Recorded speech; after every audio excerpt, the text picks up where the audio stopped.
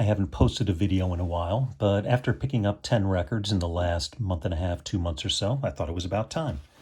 So starting with a library book sale I went to a couple of weeks ago, we have The Fifth Dimension Live. This is an original 1971 release on Bell Records, promo copy, white label, gatefold for $1. Now, Age of Aquarius, Let the Sun Shine In is an all-out soul classic, if you ask me. But a lot of their stuff is way too pop soul for my liking. I like much deeper, funkier soul. And a lot of their recordings are just a little too light for me. That said, I still do enjoy them. They just aren't my favorite. And for $1, I'm not going to turn down that, along with some Marilyn McCoo. Number 2 at the library,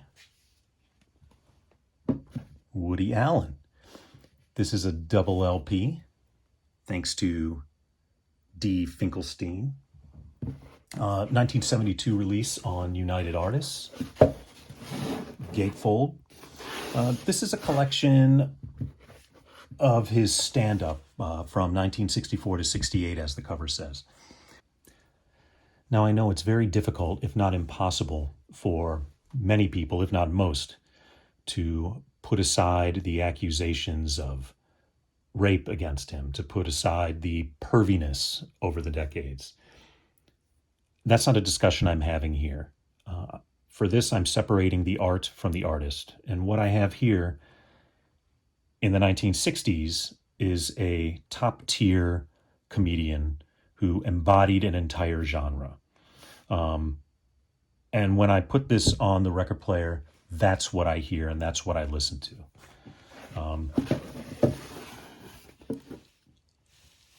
For me, it was worth getting this. This stuff, as far as I know, hasn't been re-released on vinyl, and I don't think it ever will be. From my understanding, he's not interested in releasing any of that other stuff. I thought I was just sort of a broad kind of clown. Next up from the library book sale, for 50 cents, Take a Big Step with Manna. If you couldn't guess by that logo, this is a Christian group, probably white gospel, probably very middle-of-the-road Midwest America white gospel, judging by their horrendous outfits. This wasn't even opened. I'm guessing, based on their clothing, the slightly long collars, maybe this is 79, between 79 and 82, right around there. I don't plan on opening this or listening to it.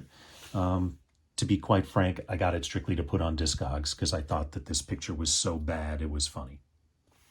Also sealed, this one from the 60s, Scarlet and Tartan. This is a London International Series release. And London International Series released a lot of cultural music, European cultural music by and large. And so I'm guessing, maybe this is Scottish music. Maybe there's bagpipes here? What do you know? Military bands, bagpipes, and drums of the Royal Scots Greys and Argyll and Sutherland Highlanders. There can be only one. There can be only one! Next up are some records I found at a different library. This one in their for sale bin, not a book sale. First up, the Charles Lloyd Quartet, Dreamweaver.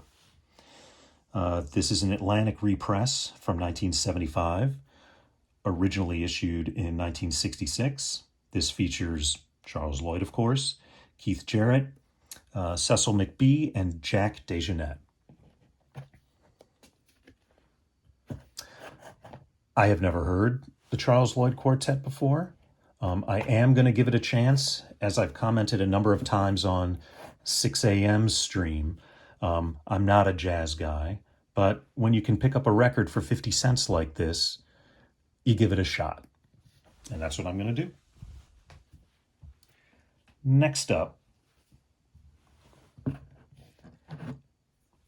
the modern jazz quartet Fontessa. This is another Atlantic release, this one from 1958. And I know nothing about them. Maybe some of you do. I'll be giving this one a shot too. Yet more jazz. Steve Swallow, who I've never heard of, and his album Carla. This is a 1987 release on Extra Watt. He, as you can see, is an electric bassist. I read in some reviews how this is described as post-bop. Most reviews, however, called it fusion.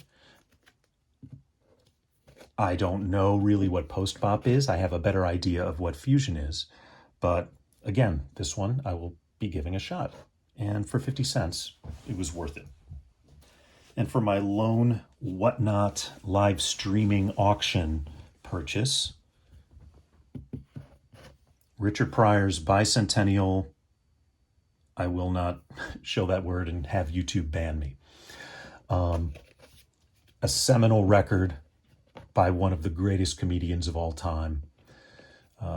Without going deep into it, it's a sad state of affairs when his social and political commentary from 45 years ago is just as relevant as it is today. A great, great classic record. For $3.50, I was going to make that purchase. And with some more funds that I have saved from gift certificates to my favorite record store, I purchased Moon Duo's Mazes. This is a 2022 reissue on Sacred Bones Records, originally released in 2011. For those who aren't familiar, Moon Duo play a brand of dark, droning, fuzzed out psych rock. I think that's as easy as I can explain it. It's led by Ripley Johnson of Wooden Ships. This is not the kind of music that I like to drive to, or if I'm really trying to concentrate, because it can put me in sort of a trance and lull me with the drones. But I do really like it. I put it on. It's more than background music. When I'm looking to relax, I can put this on. And last up, Run the Jewels 2022 reissue of their self-titled debut, originally released in 2013. For those of you that like that late 80s, early 90s, hardcore, boom bap, hip hop, without all the mumbling, great lyrics, great production, this is what you want. And those are my purchases over the last couple months. Hope you enjoyed, and peace.